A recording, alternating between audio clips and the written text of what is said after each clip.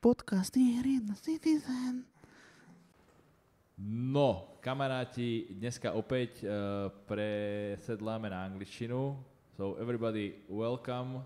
Today again we have a English episode because Harry is back. Hey. So we managed to get him here again, and we would just start from where we left last time. So if you didn't listen to the episode Harry won.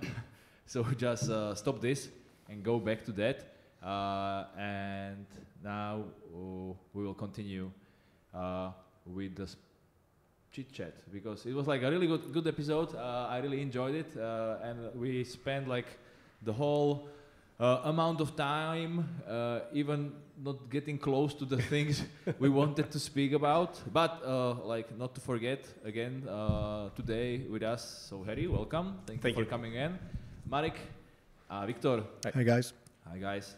So, where do we left? Yeah, we wanted to speak about dog training. Yeah. And I have like a question, like if you can like generalize dog training, and if as you are experienced in also training in dogs and then also humans, so if you can compare that to. Yeah, there is similarities, and one of the biggest is dogmas. So that means you have dogmas in the shooting, or let's say like in this tactical community, and then you have the same like in the dog field. So that means we did it the last 20 years like this, and it's still cool and still nice and whatever kind of things, like not asking the question if it is still accurate for the time. And the same is in the dog training. So you have some stigmas where I mean like we have to do it like this, and this is the right reason.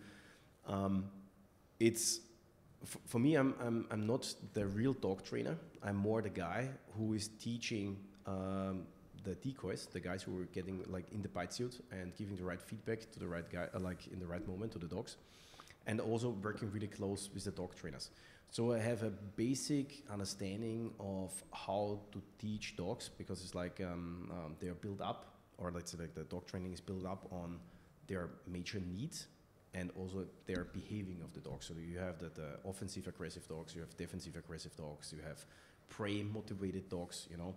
And This is similar to Dungeons and Dragons, like you are a chaotic evil, chaotic yes. good, you know, neutral evil. But you can compare that in the human field. Let's say an offensive aggressive guy is a person who has no feeling for dangerous or for, let's say, like for the environment, and he says like, I'm the biggest guy in the whole fucking room, and I want to fuck with everyone. So mostly, those people are really rare in, like the real ones are really rare in the human field, because in the dog field, those dogs are really so self-confident, and they mean for themselves, they are like really the top of the spear, the end of the food chain, you know. And then you have the defensive aggressive dogs. So those dogs are mostly showing aggression out of the defense. So that means they are feeling uncomfortable with the situation, and they learn for themselves, like if I show the teeth, if I start barking, most of the people are scared and they piss off, you know.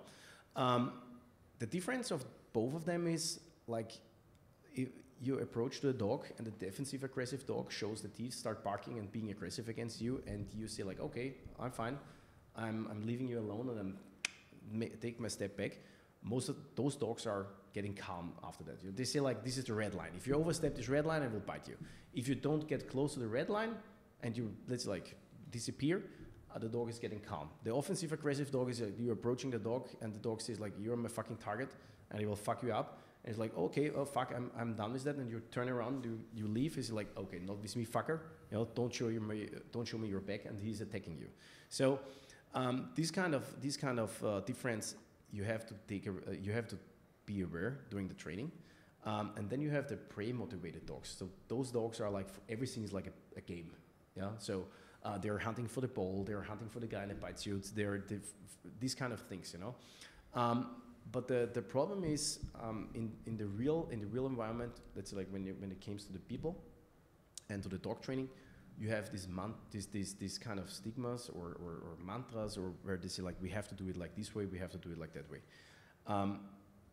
Some units, some dog trainers, they're following, let's say, like one path, and it's like, this is good for all of them. And that's not true. You can build up all of the dogs in, let's say, like in the basic needs. It's the same with the human. So you can teach them this and that, but then people have a different understanding, different approach of learning, different, let's say, believing, different motivations. So, and you have to catch each individual in this kind of things to get better results. And this is the same with the dogs. So when it comes to the pre-motivated dog, and the dog cannot show any aggression, then we have a problem of using this kind of dog in the real environment, because the dog must understand that there is some kind of situation where I have to show aggression. Don't need to be offensive or defensive. The dog has to show this kind of aggression. And it's a tool, yes? Okay. For the dog, it has to be a tool. So you get, it's really, it can be hard for people who are not in the dog training to understand that, but when it comes to the offensive aggressive dogs, who means like they are the top of the spear, they're the end of the food chain, those dogs are really easy to train for the real environment. Because I open the door, I send the dog in, and he's coming in like with a big chest, and like, who is the fucker? And really, you don't need to teach them any pictures, because he knows already like everyone in front of my fucking mouth is a potential target. So he will fuck up the guy in the bathroom cleaning his teeth, the same like the guy who's sitting on the couch, because for him is everything a challenge. But the problem is also for those dogs, they don't have this kind of feeling for dangerous. So it can also be, when it happens in the past, that those kind of dogs were standing in the mission, and the target, what was there in the room, was not his preference. So that means big guy, like this kind of huge enemy, lot of fight, like what he likes. So there was like, let's say like a woman, and he's like, I don't like fighting girls, where is the big guy? Oh, so he's looking for satisfaction through Yes. that. Okay. So it can happen that the dog says for himself like, this is not my target. So I have to look for the challenge. But this is like really similar to that experience what we had with photo targets. Mm-hmm. Like if you are like used to attacking only big guys in this suit, because like this suit makes everybody big. Mm-hmm. Like even Marek would look like buff, right? Yeah.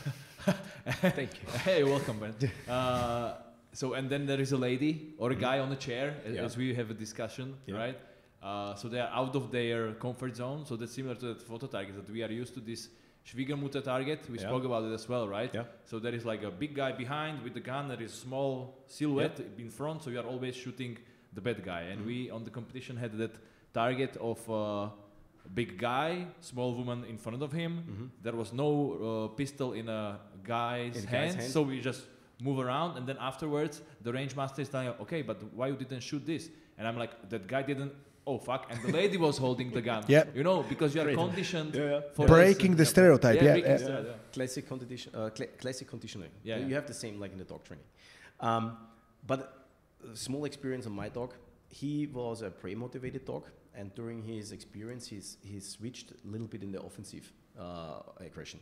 So he already knows that he did his fights, made his experience, and there was a nice situation of a small guy in front of him. He should attack him, and he was like giving completely a shit of that guy. So I was setting him on like, Papa don't like this guy, so you have to fuck up that guy.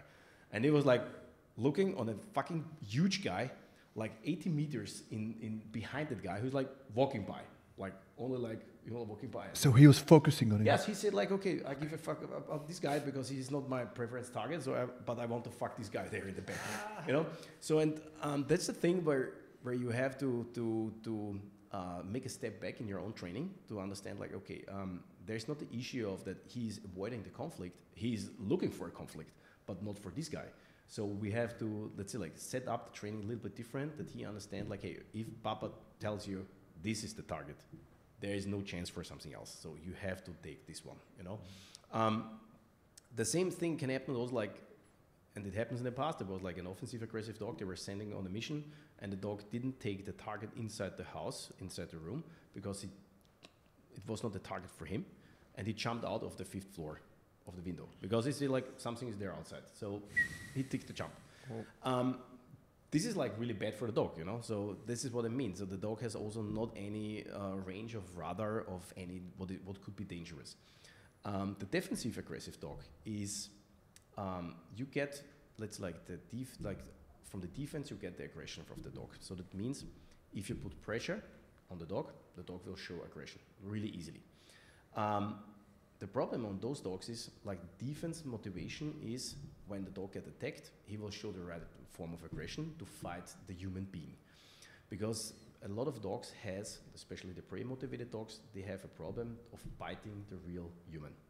Because they like to bite the ball, they like to bite the towel, they like to bite all these toys, but not the real human. So you have to do a different approach in this way. The defense aggressive dogs, you can show them this kind of pictures that they will attack the dog, they will attack the human being, but the motivation comes out of the defense. So if the aggression of the real suspect against those dogs is high enough that the dog understands like, ooh, that's too much for me, because we know also from us as human being, if we have to fight, we have two options, fight or fly. And that's the same with the animal. So when the pressure comes too much and we have a dog who is in this defense motivation, then we have to take care about like, if the pressure will be too high, the dog can say like, Papa was nice for you, but I will not make the fight. So there is the sweet spot, yeah? Yes. Okay. So you always have the switcher between fight or flight on the defense aggression. On the offensive aggression, you have the thing like he will always fight, but sometimes it can happen that he's like, you are too weak for me, for my taste. Let's say like this, you know. And the prey motivated dogs have the difference of they want to bite everything what is fast, what is you know, like running here, making movements here, is screaming here, is yelling, and what kind of let's say like actions the decoy is doing, and the dog knows exactly like, ooh, this is my target. You will not find this in the real environment. You will never find a suspect who is sitting in the house and is screaming and yelling and luring the dog, you know, to get him on the bite. Most of the suspects in real, they are sitting in a corner and shitting in their pants, you know, and the dog is like running in. It's like, okay, where is the clown? You know, who is making the show? And he will not find it, so he will not bite the guy. Yeah. I saw a great video of how to use a dog even you don't have any. There was a guy at some sheriff department somewhere in the US, and there was a guy hidden in the woods, and they were like standing next to the road and like, okay, so get out. Nobody's getting out. Okay, get out because I will deploy my service dogs. And he started barking like, and like doing this, and the guy, okay, don't release the dog. You know, so that the psychological effect of like getting bitten is like so high that people just rather. Yes. I just have a small question. We will continue with that. Just on the types of dogs, like you said, defensive, aggressive, offensive, aggressive, and also the prey motivated. So are there also, I mean, it's all of them only those three, or you can have little bit of that one. You know what I mean, like the type. Yes, you will not find an offensive and a defensive motivated dog in the same animal. That is not working. But you can find a prey, like you will always have a prey motivated and some kind of aggression motivated. So they're covering a little bit each other. Yes. Yeah, okay. The thing is, like some dogs, let's say like when they are breeding from a sport line, and that you will have the prey motivation higher than, let's say, like the other motivations. Then when it comes like to different breeders who are breeding for, let's say, like the police or the military, they are trying to put male and female together where they get the most outcome of any type of aggressions, you know. You need the prey motivation to teach the dog, because you want to with the kind of play motivation to get the dog into this kind of fights, into this kind of activities what you need for the service, and then when the dog is stable enough, like mentally and physically, then you start putting the pressure on that. You start tickling out that kind of aggression. So that means, let's say, like start on a puppy. I play with the puppy with the bite pillow. He's biting that. He's showing this kind of prey motivation that he want to bite it, that he want to play with that. And then I will, let's say, like play with him, try to fake him to get on the bite, you know, and I always take him this away, and then it can be that he will show some kind of aggression because he gets frustrated that he's not getting the pillow, and then he shows any kind of aggression. And for this kind of aggression against me as a human, I can, let's say, like give him the revert. So the dog learns like, oh, cool. If I start showing my teeth against this kind of guy, I will get my reward of that. The same is like we can also test it if the dog has a kind of prey aggression. So that means like he has already the toy and I want to take it away from him, that he will show aggression against me. So these are kind of things what I can use during the training, that the dog understands aggression against a human being is not that bad, especially when it comes to the service relation.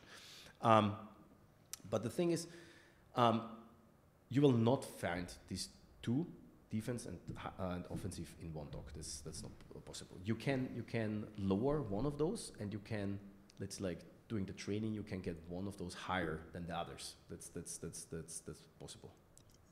You mentioned breeding and the choosing the parents. Can we say like really good building up the good military working dog starts with the good breeding and choosing the parents? Can you somehow influence this by that? What would you say about it? The problem in the dog community and also in the breeding program, when I compare the Europeans and the US, because I'm working mostly in the US with really high expensive dogs. So the US dog approximately. So we are speaking about like 30 to 50,000 for a dog. Cool. So and the Americans are going to like some kind of breeders in Netherlands, in Belgium and France, and they're getting like super paperwork. You know, like this dog has this kind of paper from exams of this and that, and they're paying a lot of money. They are getting some really good dogs to the US, but the paperwork is not the real thing. So the paper shows me only that the parents were able to go through some program, through some training, but mostly the paperwork came from the sport. So you are not getting, let's say, papers from this kind of dog had, let's say, like 5 deployments from Iraq and 50 real bites on this subject, you know. So, but besides this breeding program, is in Europe there are some kind of really good institutions. Also here in Slovakia, there are really good breeders, really for the working environment, where they know exactly like we need this female with that behaving and that male with that behaving to get a really good outcome. And then it's about the experience of the breeders and also the need of the dog. So that means, do I need, is there a police unit, let's say like a riot control unit? They need a different kind of dog than, let's say, like a military special force. That's what I'm asking, yeah. Yes. So that the thing is, I'm just thinking of like if you're speaking breeding and like how it can like combine like on that scenario of twins of Arnold Schwarzenegger and Danny DeVito, like they were like twins, but the one got like all the good genes and the other was just the rubbish genes. You know? So this can happen as well, right? Yes. The thing is like when we take Argus, like my dog, he's really well socialed. He has a really good behaving. He has also some of the bad things, you know, what we can say. But at all, he's a great male.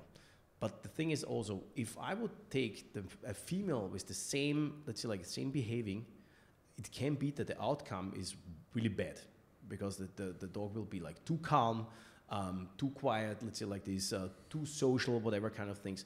So it would be better to compare that with a female with a lot of more power, with a lot of more fire, to say like, okay, to control this behaving from the female, there you need to have this kind of behaving, like that controlled mechanism of the male, to get, let's say, like high drive, high motivated, good aggression on the puppies, but with that kind of behaving and this kind of control from the male. The female is always putting a little bit more of their genetics into the puppies, you know. The thing is, when we compared it with the police and the military, the police they need dogs for riot control, patrol units, tracking dogs, assault dogs, drug detection dogs, these kind of things. So that means one dog should cover a lot of topics. And that's really hard because you're getting the puppy and you have no idea how the puppy will turn out. So that's why a lot of government are buying dogs in the age of 1 year, 1.5, to already get a pre-prepared dog, you know. Pre-prepared means environmental training, kind of bite work training, kind of detection work, and then that. The problem on those dogs is you have no idea what you're getting in the package because you did not start from the very beginning. So some other units, they start with the puppy and they say like, okay, that's cool. The puppy turns out really well. The environmental training turns out really well. The dog handler and the connections to the dog is amazing. And then the dog gets injured in the age of 1 year. And you spend 1 year in the training, you spend 1 year in the whole thing, and then it turns out doing the X-rays or whatever kind of things you have to do the testings during the puppy, that the puppy is injured or has some issues with the hips, so it cannot go through the whole program, and then you wasted 1 year. So this is like the pro and the cons of the most of the units who say like puppy or pre-prepared dog. Mm-hmm. And like if this happens, like the handler is okay, the dog is ill or like injured, what Mm-hmm. happens like if the dog is okay but the handler like is like injured or something happened? Is it possible to get the dog working for another handler? The thing is like if the dog was pre-prepared and they take it with 1.5 years, the dog is used to have different kind of handlers or different kind of different kind of let's like connected people. It will be really hard when the dog was growing up as the dog handler, especially like let's like take Argus. So I took him as a puppy, and that's like if there would be the decision after 1.5 years, and it's like okay, you have to go to some different. It will not turn out in the same way. So it can goes like really down for the dog. So mostly, it's rare that something happened like this because mostly also the idiots as dog handlers are still in the job. Yeah. I wanted to ask about what's the percentage of female service dogs versus the male? Really low. So so it's same as normal military, right? yeah, Bam, cancelled. You cannot do this. no inclusion. No. The thing is, there's some females in the patrol in the police patrol units. There are, but to be honest, in all the workshops what I did with Atlas and all the dog handlers what I know right now from the military and the police, SF, I never met any female because I would not say that the female will do a bad job, but the problem is you cannot stop the nature. So when the females are getting in heat, you cannot show up on the training field, because if you take your female dog on the training field and there are like 20 other males, you can the whole training is fucked up because they're still animals. Literally. Yes, fucked up. Absolutely. Yeah. Because the first is the female is not focused on the job because the female is struggling with her own, let's say, like biologic things, you know, and all the males are like, like completely out of order. Blacked out, So they're yeah, stupid. like Yeah. this is another similarity to dogs and humans. Yes. Yeah, the one girl. When the gun bunnies are showing up on the Yeah, range. exactly. The one girl on the range is the prettiest. Yeah, because she's the only one. The gun bunnies on Eva or short. Yeah. So the females are really low. So how do they get enough females for the breeding process, or how do they like recognize the features that are right for the breeding? Mostly the females were taken from the sport. So when I see that in the breeding programs, some of the females who are like showing the right aggression, showing the right behaving, doing the patrol stuff, some of the breeders are asking them to start the breeding, you know, like, and they're putting the right female and male in this way together. On the female, when the female has, let's say, like a high degree in this kind of sport events, and then you have, let's like the father is a real working dog, and went through the working dog program, and you put them together, you have a really high outcome. But the funny part is like when we compare it again with Europe and the US. And the US, I had a conversation like a couple months ago when I was in the US, because there is some kind of problems in the dog program in the military. And we were speaking about like what kind of mistakes it happens during the real work with their dogs. And when I told them like where the most of the units, like special force units in Europe, are getting their dogs, because the European government is not spending that much money. I think the maximum of the units are spending like 3,000 to 5,000 euros on a pre-prepared dog. You know, like on the puppy is around like 1,000, 1,500. So that means the breeder, when he's working internationally, and that's like the Austrians are coming, or the Germans are coming, or the Belgian, or whatever kind of country is coming, they will not show them the puppies who are reserved already for the US. So they're getting like the really bad outcome, let's say like that. The culture is a little bit fucked up with the buying and shit. So, and the other is like, I know a lot of units who are, when I work with their dogs, and it's like, fuck, where you got this dog? And it's like, from the shelter. Yeah, so it's like, so they found a puppy in the age of 6 months in the dog shelter, like a Belgian Shepherd. They give a fuck about the papers. They did the testing, 6 months, pretty okay. Let's put some time and some work on the dog, and the dog shows up as a great working dog. Maybe and they paid nothing for that. Maybe just a short shout out. I know that you are doing a charity event. Yes. For the sheltering. Yes, here in Slovakia, in Bresno. All right, yeah. So there will be, if you follow, we will definitely link the into the description. Follow Argus on the Instagram. Yeah. At Argus von Strengenwinter. For a dog, it's a really good Instagram account. Like, he's not only killing people, but he's really good with social networks. Yeah, he can do reels and shit. Yeah, so really smart dog. Anyway, so if you build there, so there will be an auction, I guess. Yes. Yeah, auction for. We did 2 events. The first event was the charity shooting event. So there was like 3 stages, and everyone can do the stages, and the money what they paid for the stages is going one by one for the dog shelter. And now is in the next 14 days, I receive a lot of equipment and stuff from all the units in Europe and also in the US, and also a lot of companies what I'm working with them, and others joined the whole event. So they're sending equipment, and we will put the equipment in an auction, so everyone can put their money on that, and the highest bidder, or what is the name? Bidder. Yeah, bidder. Will receive that. So there will be. The KSK is sending one muzzle of their working dogs, what they used in the work, with the hand signatures on it, like best greetings from the K9 unit from the KSK. Then we have the Austrian Jagdkommando is sending some equipment. The Eco Cobra is sending, let's say, like a harness of the dog, what they used, hand signatures of the unit on the harness. So it's let's something for people who want to collect some unique items. Then we have challenge coins from different units. The Lithuanian military soft, they sent me like their team T-shirt with some signatures on it, and the putties, like the shoes of the dogs. So it's something is related to the dog, something is related to the operator, and a couple of companies are sending, let's say, like rare items, or Carinthia is sending something, Claw Gear is sending their completely new PDU. Like their competence. We will be in as well. Okay, I saw it and I wanted to talk to you about awesome. it. So also, like everything is like everything will help, and let's say every money what is coming in will help the dog shelter.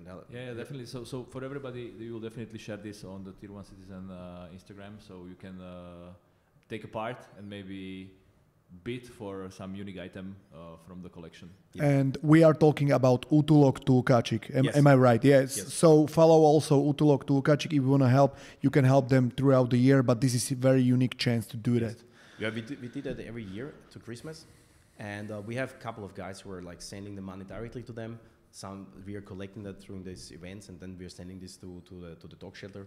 But we did also these kind of charity events in the back, so not so public. When the accident happened in Austria with the working dog in the military base, and also during some other accidents or when some operators get killed somewhere, we're doing this internally with Atlas and stuff. So there's all these kind of events which always happens. Let's say like this. Yeah.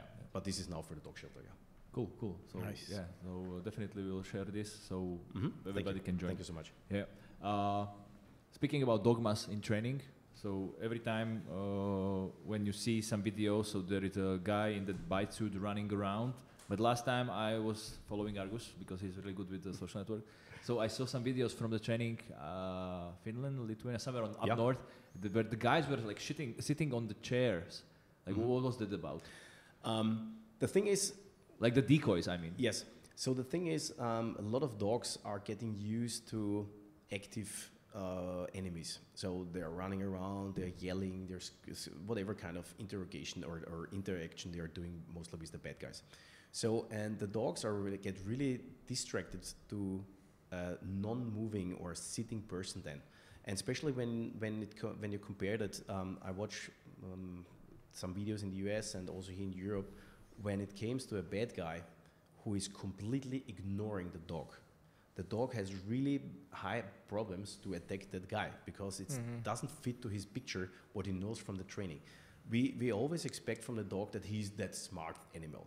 No, in real, I tell you now the real shit. The dog is in the same age of my 3 years old, you know?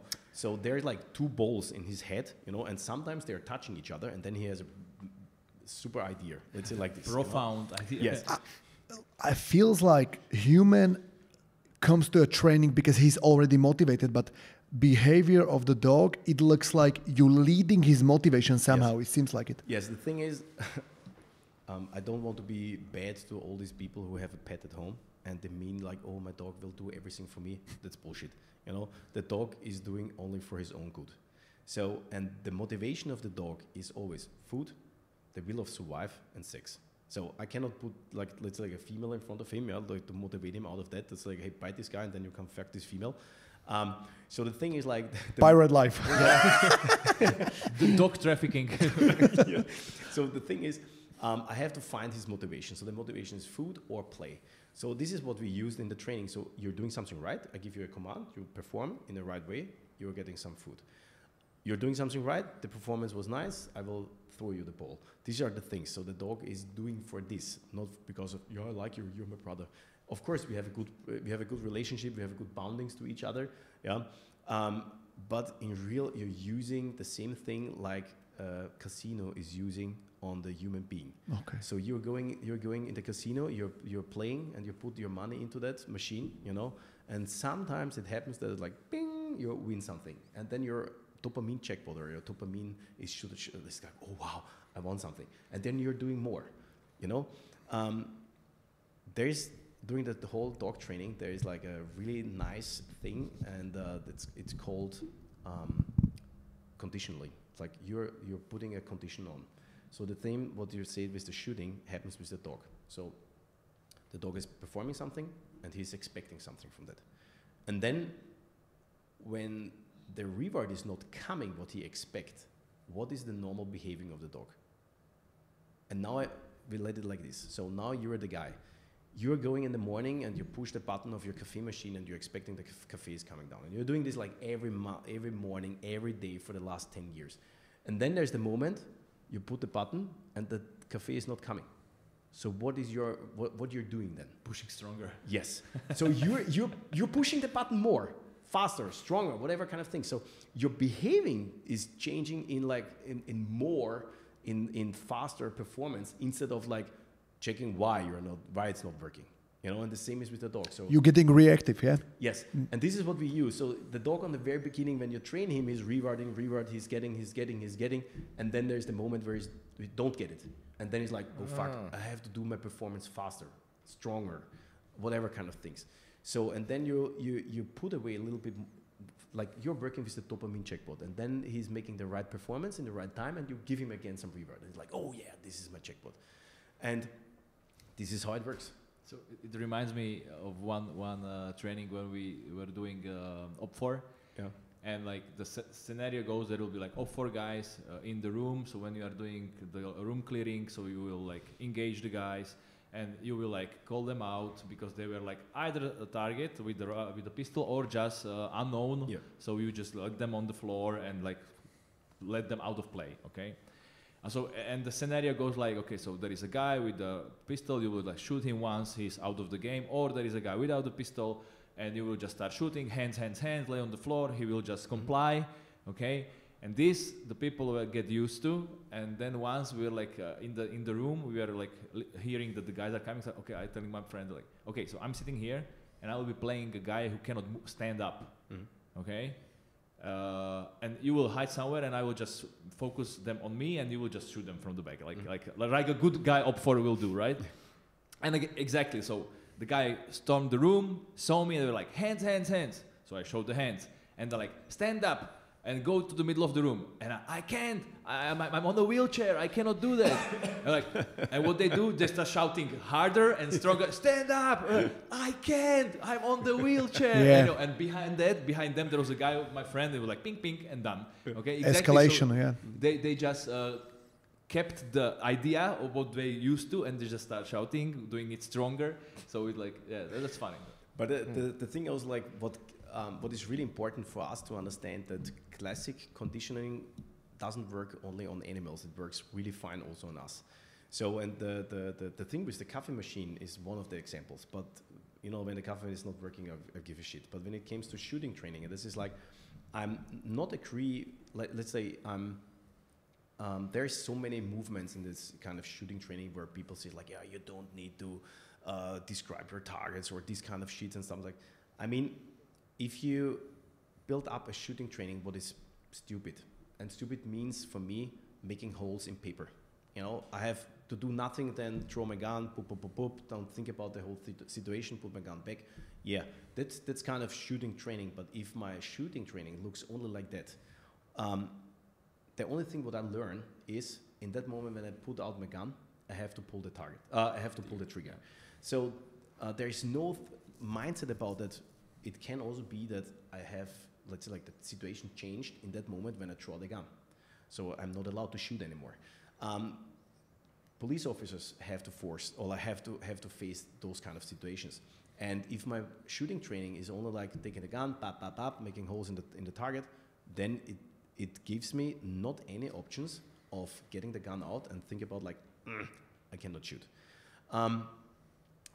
When I was, I think 20 or 21, I was attending on a shooting training in Switzerland. It was like one of the eye opener for my experience, like in my time and in my experience, because there was like 1 week training on paper targets. There was like shoot targets and non-shoot targets, and the shoot targets were always the bad guys with the ski mask and shit, you know, and the non-shoot targets were like civilians with some kind of flowers in the hand and wine bottles and mobile phones and this kind of shit, and the bad guys were like ski mask and pistols and rifles and this kind of shit.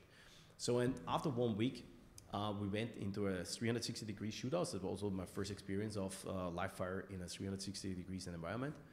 And we went into the first room, and there was like all these bad guys, and we're like, bop, bop, bop, bop, bop, bop, bop, shooting all the guys. Next door, bop, bop, bop, bop, shooting all the guys. And I was like, restart. You know, what the fuck is wrong here? And the trainers came in. It's like, hey, what the fuck are you doing here? I was like, yeah, we're shooting the bad guys. And like, no, you were shooting only like unarmed people, you know? And we're like, that's not true. So we went back to the whole 2 rooms, and it was like, really, we fucked up like every guy in the ski mask who were showing like empty hands, flowers in the hands, and all the civilian guys had the guns and the weapons right now, you know? And you know what was the worst on the whole thing? They didn't change anything on the whole situation. So we made a step out of the whole room, of the whole building, and it's like, okay, let's do it again. We went into the room, and we know already, like in front of the door, like the unarmed guys are the guys with the ski mask, and the bad guys are the civilians. We know that. We went in, and the first round I shot was on the guy on the ski mask, and then on the civilian guys, and I was like, fuck, you know. And we're like, this was really classic conditioning. Like, we shoot like a fucking week on guys in the ski mask, and that came back in when I was in Austria. We were on a scenario training, and it was also like months of shooting, pop, pop, pop, pop, pop. And it was first scenario training. A guy went from one room to the next, like yelling, like ah, and like fucking the whole team, like ta, ta, ta, ta, smoking the whole guy, unarmed in the whole building, you know, like. And we're like, okay, this kind of shooting training make you dumb. It makes you a shooter, but it makes you like a dumb shooter because you don't think in that situation like if I'm allowed to shoot, yes or no. And this should be always a question. And the thing is also, when you draw the gun, I said it like in one of my courses, when you draw the gun, you know that you are pulling the trigger, you know that you will able to shoot, and you know how it works. But during the whole fucking draw, you should find a moment where like let's like a minimum of a you should spend a minimum of a second in your mind of, is there any situation I'm not allowed to shoot? And this keeps you aware about the whole situation. We know how to pull the trigger, you know, but we should also have in our mindset like it can change rapidly in a second. Probably that's the pulling the trigger is the easy part, but the decision making you teach on your classes. Like yeah. I fucked up hard, really, and that's the thing. Like shooting is shooting, but if we just take the shooting skill, it's like when you take driving on the playing field. You're driving on the playing field. Like let's get to the traffic. That's very different. And I like this approach that you doing it contextually, like why, and why you choose this guy to get shot. How did you know that he's traitor? What led that? What led you to this thought? Even I remember 2021 probably that CQB course. You exactly did this to us. It was a scenario, and you had these faces, and the hands, and you put them on the targets. And I remember there is one guy with a hat, police, and it's blue hat with a white mark of police, which is obviously that's the conditioning, So we didn't shot this guy, but you rearrange the targets a little bit. On the second course, I went with Martin in. I didn't shot the guy. And you're like, guys, you failed because one guy killed you. I'm like, okay, show me which guy. And it was that guy, the same hat, just there was Adidas on his, and he had a gun. So I even point the gun on the guy. He had the gun, but I thought he's police because I didn't put as much focus as I should on what he's wearing, So this is really a huge eye opener in my opinion. I like it. I just agree that also like my experience, and it was like one real world scenario before. Even at the time, even the kill house wasn't built, so we did this Al Bakari raid. I was like, we were doing CQB for 3 days, shooting and like killing no shoots because this. And in the like last scenario, final scenario, like we didn't shoot, like my team didn't shoot one shot, but it was like I have like the best successful feeling ever because we didn't shoot like no shoot. So that was like exactly like we have guns, you can shoot, you can do all the things you train, but that thinking game was like much more on a higher level than that shooting itself, because shooting at such this close distance is kind of easy, but the thinking, like and I was like have this great dopamine rush, and I was happy that we successfully did this, even we didn't shoot one shot. It was like really good eye opener, as you said. Yeah, the thing is, I try to implement this from the very beginning in our shooting classes. So there's a lot of people who say like, oh, why you're doing this and blah, blah, blah, and nobody needs that. And I see like, from my point of view is, when you want to start then, that's the thing. If the brain is the same muscle like a biceps. So if I don't train it, it will be really hard on the end if you start doing this then. And you can see that when people are coming to our training and they have already experience in shooting, and then they get the first time in touch with that to let's say think about what they are doing, they're mostly failing about the whole thing, and then they are getting so disappointed, and they're getting so like, oh, that was a shitty course and blah blah blah blah. It is how it is, And I start with that with the young guys who are starting in our basic one classes, and then with kind of a stress training of, let's say, like they have a target, different colors, different shapes of symbols and different numbers, and then we say like, okay, listen, you already know how to shoot during the class. This is the last training. You know how to shoot, you know how to aim, you know how to do a mag reload, you know how to do these kind of things. So every target has now his own features. So if you want to shoot, if you say like number one, the target is red, you have to shoot 4 rounds on it. If you have a yellow target, yellow is the tactical reload after shooting. So, and this is the first time that the people are getting in touch to, let's say, like work with the target. It's not only about like, I have to shoot rounds into my paper. It's about like, oh, what happens there and what I should do from that. It's the same like when a guy shows up, like let's say like I'm a police officer and a guy shows up with a gun in the hand and he has like a small patch of a police mark on the side. Like, hey, I'm your colleague, like an undercover officer. I cannot fuck that guy up because he had a gun in the hands. So I have to see all these specific things. So I have to work out also with a gun in my hand to check the environment, to understand what is happening there. Not only like I have a gun in my hand, I have to shoot. Like this kind of mindset, And this happens so many times in so many trainings, And it's when you put it back on the dog training, it's the same as dog training. So you have the dog is a good biter, and then they send the dog on the guy in the bite suit. And like, okay, cool. he was biting the guy who was running from A to B. Okay, so they're running rapid easily. He was biting the guy in the house who was making like this kind of Rambazamba show, and he's like, okay, let's try to do this. We put no guy in the bite suit in the room. We put the muzzle on the dog, and now the dog should fuck up the guy inside the room, you know. And then you see like the dog is running in, looking around. Where is the guy in the bite suit? You don't have a bite suit in real, and also you have also to put this kind of training into or this kind of experience, this kind of real things into the dog training. And this is where the most of the failure of the dogs came from, because the most of the dogs are building up on the sport field. They know like how to react on the rattlestick. They know how to react on the bite sleeve, and when you yell them like "aus," they release the bite, and they're sitting there and waiting for the next bite. A real working dog will never make an "aus" on a vocal voice. Or yeah, it can, but to be honest, my dog should stay in the fight as long as it has to, and not think about like there can be like a command that I have to release the bite, because the most of the dogs are not releasing because of the command of the bite. They're releasing because of the whole picture. Because before the command "aus" came, the bad guy is like stopping all movements, and then like the dog knows like okay, this is stopping movements. Papa says "aus," I'm waiting for the next turn.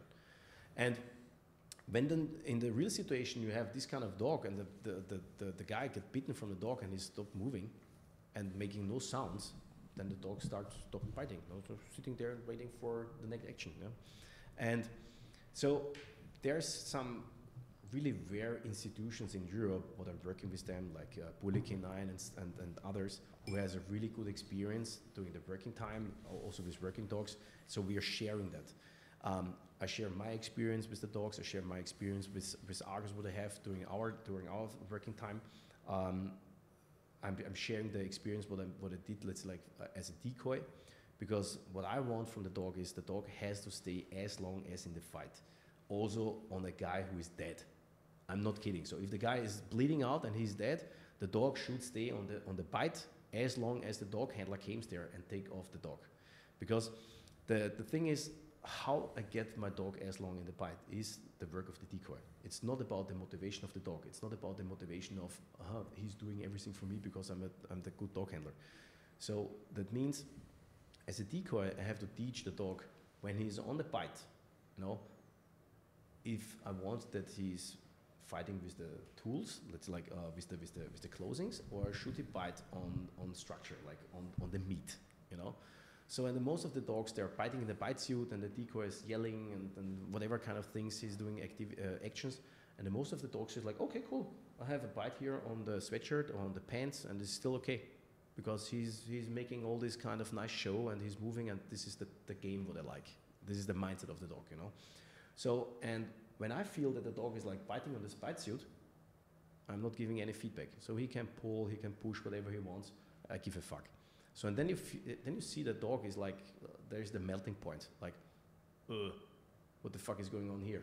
Normally this is enough, you know. This is the mindset of the dog.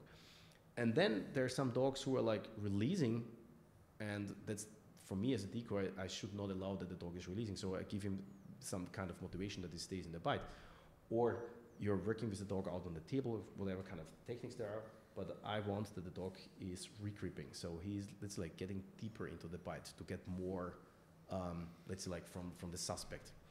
Mm-hmm. And when the dog is doing this the first time, then he's getting the feedback. So movement, I'm yelling, so the dog understands like, oh, that's the game, you know. And this is this kind of training what I do with the dogs. And or other way, why it is so important right now, or why I'm going from one unit to the next, is that most of the units, they don't have good decoys. It's always, also in my time, it was that you're the youngest, you're the dumbest, get in the bite suit, you know, and then you get fucked up from the whole dogs, you know, and you have no idea what you're doing there. And also, and that's the point, you know, like the dog are coming, they are smashing you from one side to the next, you know. And the dogs are like, okay, it's the same like if they're playing with the towel. And so when it comes to the point of the decoy training, now the mindset changed from all units in Europe and also in the US. because they are getting some experts for explosive detections. They're bringing experts for dog training, like how to hold the leash, how to interact with the dog and this kind of stuff. But then they put the youngest and the dumbest in the bite suit and expect great work from the dogs doing the bite work, So that's why I was a decoy when we were in Germany. Same here. Yay! So, and thanks God, this changed, and now I'm working with so many units, and they have already installed, like the Polish special force in the police and in the military. They have already installed a decoy program. So we're working close with the dog, like the dog school. So when the operator is getting his dog, I'm going there for the dog school. We're teaching the decoys. So the decoys knows exactly what they have to do to get this outcome of the dog. And when it comes from that point, a decoy knows the technique, and then after a couple of months, I go back there, and then we see like how is the performance of the So decoy. you're doing assessment later on? Yes. Okay. Yes. So I'm still working with the unit. I'm still working with the decoys, and then there's end of the year. There's like a big workshop, and then we have all these decoys in the workshop, and then there's like the final, let's say, like decision making of this decoy will not make the performance. The best decoy in the world can be a good dancer, a good fighter, like if like having all these coordinations, being a good actor, like playing with the dog, having the this kind of special feeling when is the right moment to give the right feedback for the dog, or when it's not. And not everyone has this kind of sense. Not everyone has these kinds of coordination, And most of those units says like, okay, please tell me from these 10 guys who are good enough, And then 5 guys stays and 5 guys are leaving. And but this is really important for the units, like to have really good decoys to that the dogs are working out with them. Like $1 million idea, that could be a show, like the Germany's Next Top Model. So you can just do Germany's Next Top Decoy, and do a reality show out of that. That's cool to watch. It's like the saying, be a good teammate, be a good decoy. Yeah, it should be merch, man. But the thing is also when it came to the workshop, that's when I was in the Baltic states. There's some guys from the units are coming to me and say like, hey, I'm not 100% sure about my dog. So he's doing a good performance from time to time. Sometimes the performance is shitty. So what we can do?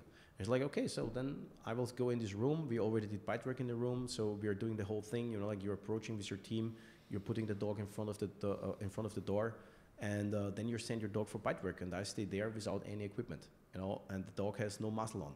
So the dog has now to make the decision of like, okay, I go there and I will bite the guy. The only security what we have in these cases, the dog has a leash on it, and the leash stops exactly like 2 centimeters in front of me. So that means... But this is like in the Tom and Jerry scenario, like the dog has this chain and he just draw another line so you get fucked up. Take care. Yeah, I mean, this is the only, let's like the real test to see if the dog will do it. And it happens that the dog has the whole package, like did a good performance, he already knows the picture, he already was in this room fighting with a decoy before and stuff like that. And then it came to that moment, he sent the dog, and the dog came, and you can see on the distance, like the dog is getting closer and closer, and is losing more and more his self-confidence for the bite. And like a half meter in front of me is like turning 180 degrees and running back to the dog handler. In the first moment, it's bad for the dog handler because he expects, like this kind of work, like he expects something from his dog. But the thing is, if you put your team and your dog together, you should be 100% sure. It's the same with the team member. If I have a team member and he's making like this and this performance during the training, you will not put him in the first line. You know what I mean? And the same should be with the dog. When I was in the US, we worked out with a couple of dogs, and they had also their issues. A lot of issues were what costs the life of operators. A lot of operators get injured because of badly prepared dogs, misusing of the dog handler of the dog. There's some let's say like there's some situations where you can use a dog, and some operations where you don't use a dog. But on the end of the day, it's like pulling the trigger. You as a dog handler, it's your decision when you release the dog. And if I know, or let's like, if I'm in a situation and I know that my dog never faced this kind of environment, never did this kind of situation during a training, I should not send my dog. You know what I mean?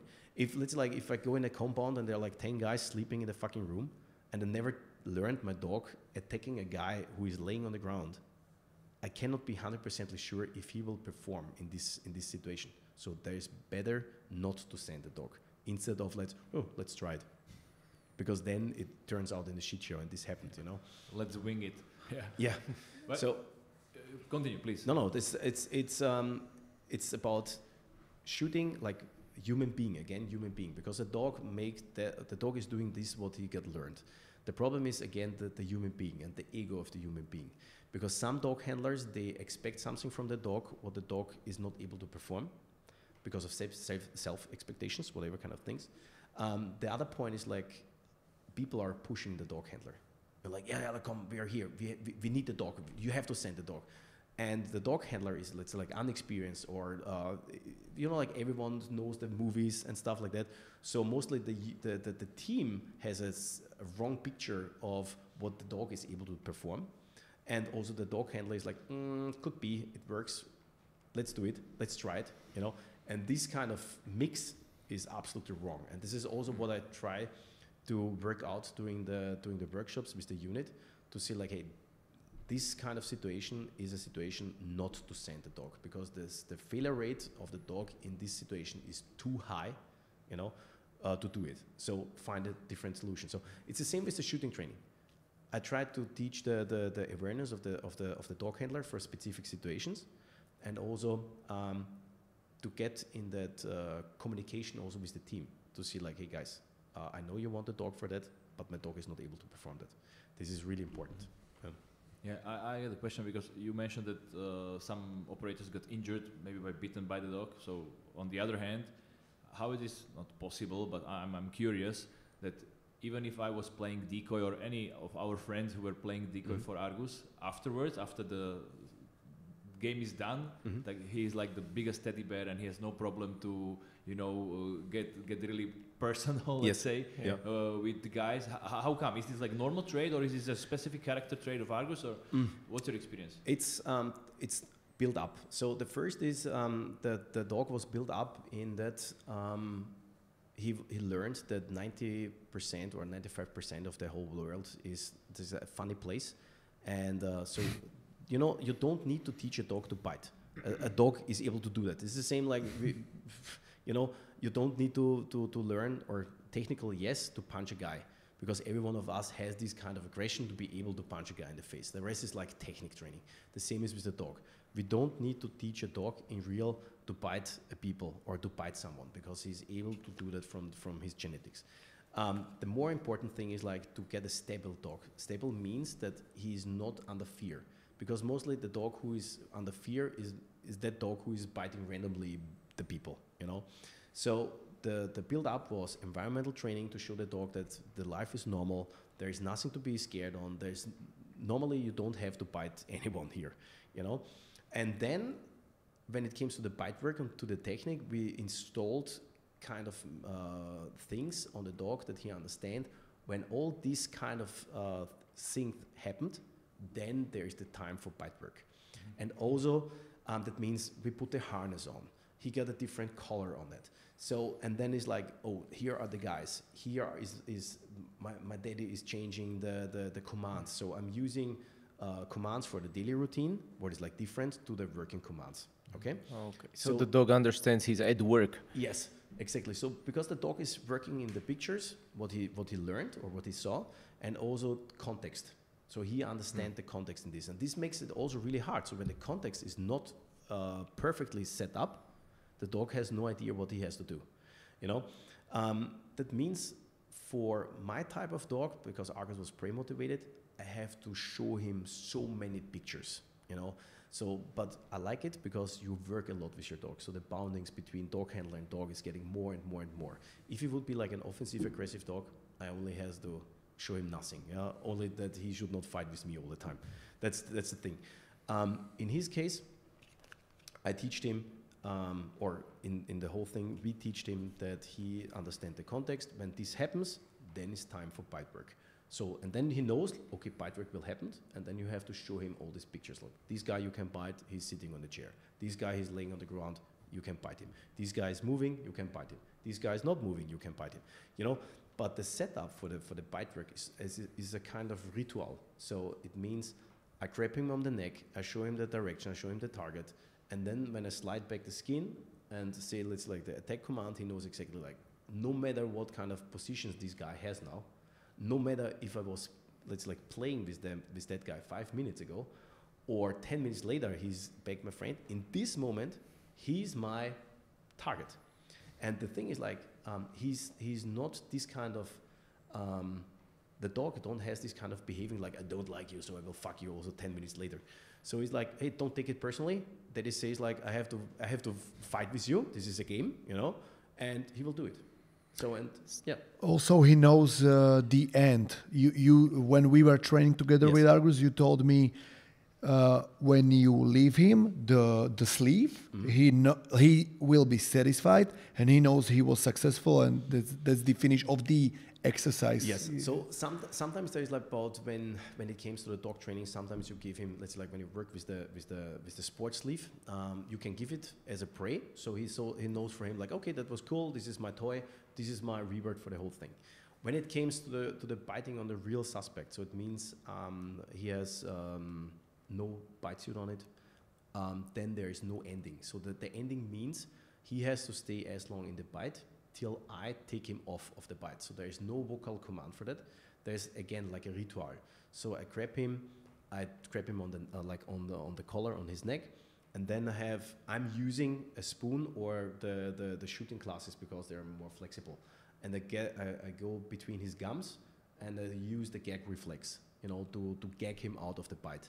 So I take him off of the bite, then I let him, let's like look on the guy. I put the collar back on his harness or on his collar, and then I make some steps backwards, and then I say like ending, like end, you know, and then he knows like, okay. So he knows that's the game is over. Okay, yes. okay, cool. And he's sometimes when the fight was, let's say like really rough or something like this, then he's looking like, you know, like back on the target on his old thing, like suspicious. Still has some hard feelings. Yes, but it's the same, you know, like when you're going a bar fight, you know, and you're smashing with some guy in the bar, and your girlfriend is coming, is like, hey, come on, stop that.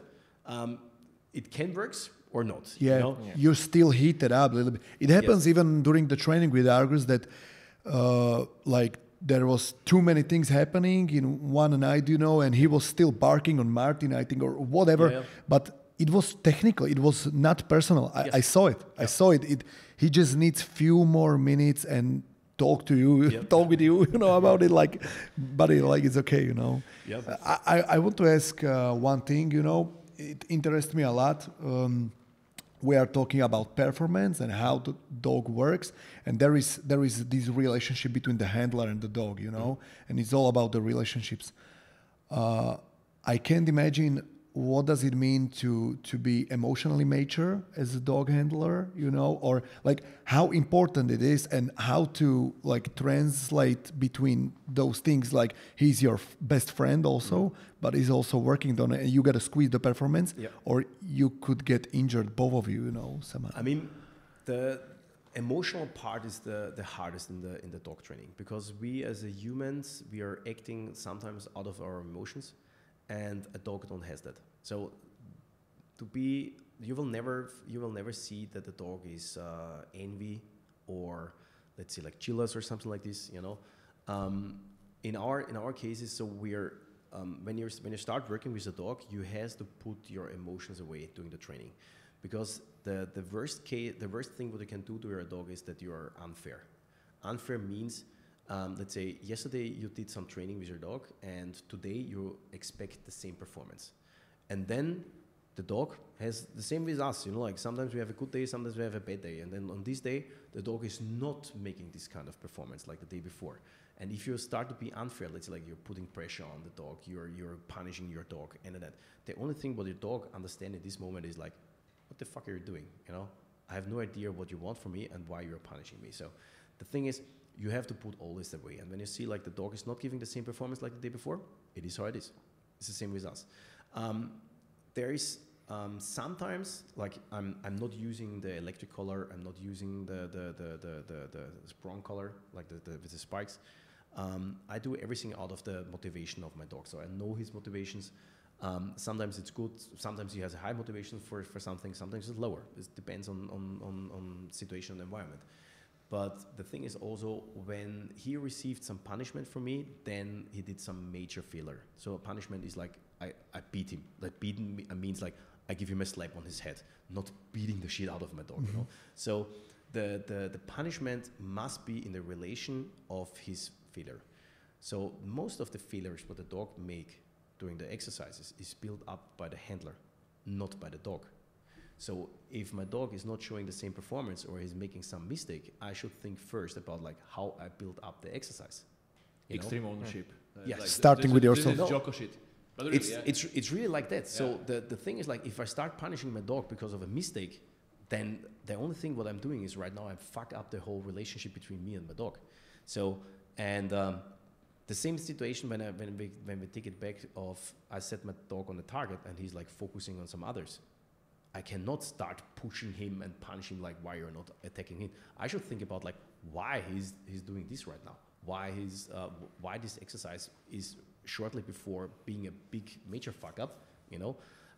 So I have to restart. I have to think about. I have to put the needs and the understanding of the dog into this exercise, you know, like to build it up in the right form. So then the next point is when it comes to the work, he's a tool. This is how it is. Argus has made his experience doing the work because I also did the decisions when I deployed the dog in the right moment and also in the right environment. So there was also a couple of moments where I said like, I will not send my dog for that. This saves the dog for major injuries, and this saves also the whole, let's say like mission or operation of being successful or non-successful. And the thing is, I could send the dog all the time, and then I can count with that it will not work or he get injured. So I did, let's say like I sent the dog in situations where I know this will be a jackpot. He's able to perform in that way, you know. And this creates so much experience also inside the dog, so that moves himself during his let's say like career and during his how should I say his own behaving into a much more better asset for the whole team, you know. I can't imagine like the thing that when the operators knows that he's a little bit afraid that the dog could get injured, you know, or the decision making, like he don't have the performance or the fear of losing the dog. Yeah. Like this terrifies me. Like when I imagine this, I couldn't be dog handler. Man. Like the thing is, let's make the step back. So there's a guy with a knife, and you are the dog handler. Tell me a reason why I should send my dog on a guy with a knife instead of taking my gun.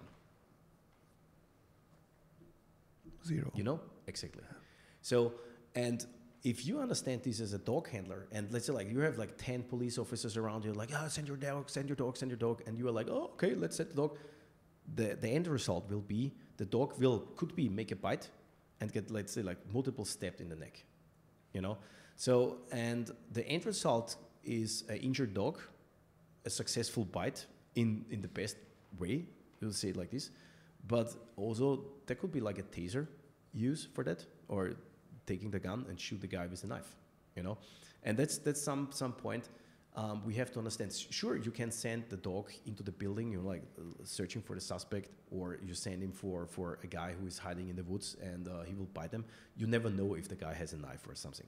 But if I see the guy with the knife and I know that this is super dangerous for my dog, and the chance that the dog will be injured is really high, I'm not sending the dog, because you're putting time, you're putting the government is putting a lot of money into this training, and you have to write down on the paperwork like why you send the dog, you know.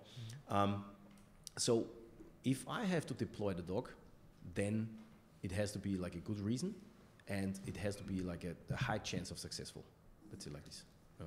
Are there some kind of official rules for this, like when to Depends like on guidelines or something? Yeah, depends on the let's say. yeah, the rules of engagement depends on the country and the use of force. So some countries, they say like the dog is the first force of using, and it comes before the pepper spray. It comes in the same level. Yes, it comes in the same level like using the telescope Student method. protest. Yeah, really, there are some countries, and then you have other countries who say like, no, the dog is the non-lethal weapon, one step before the pistol and stuff. Like non-lethal, like you can aim the dog for a body part.